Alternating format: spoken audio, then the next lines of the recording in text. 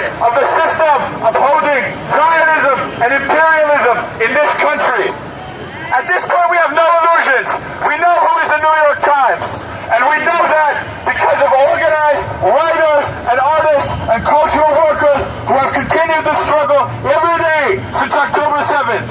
I'm going to call now Tracy from Writers Against the War on Gaza.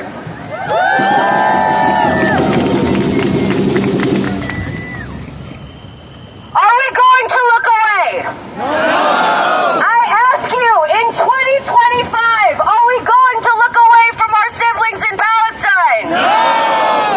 Every day, journalists in Gaza document Zionist atrocities, war crimes, holocausts.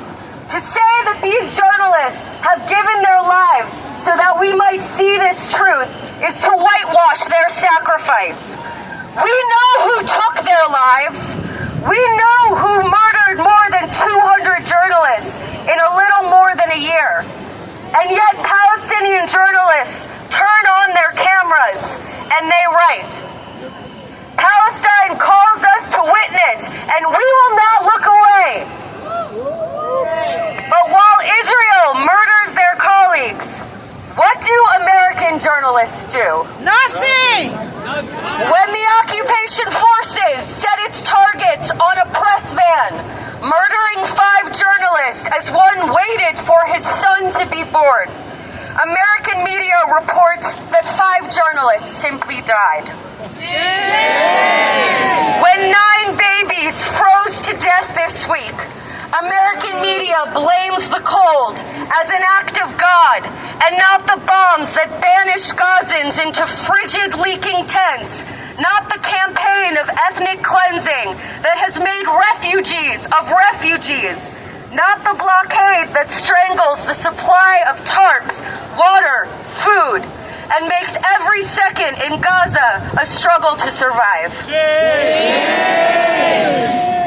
The New York Times, CNN, the Washington Post, these institutions which claim to promote a free press are not free at all, but subjugated to Zionism and imperialism. They are trying to force us to avert our eyes, and they are trying to blind us. They are trying to hide the images of Zionist crimes and hide the images of Palestinian resistance. These institutions have gone past bias.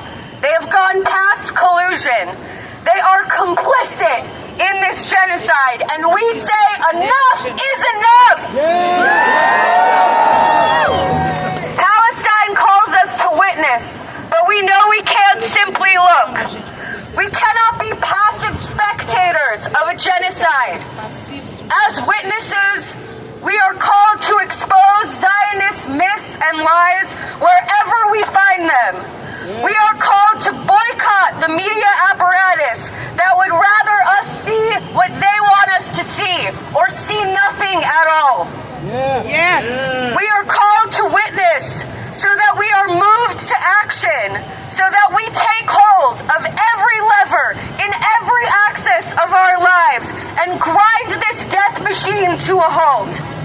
Yes. We are called to witness such that we reshape our lives in solidarity with those who fight for their freedom by any means necessary, whether the camera, the pen, or the gun.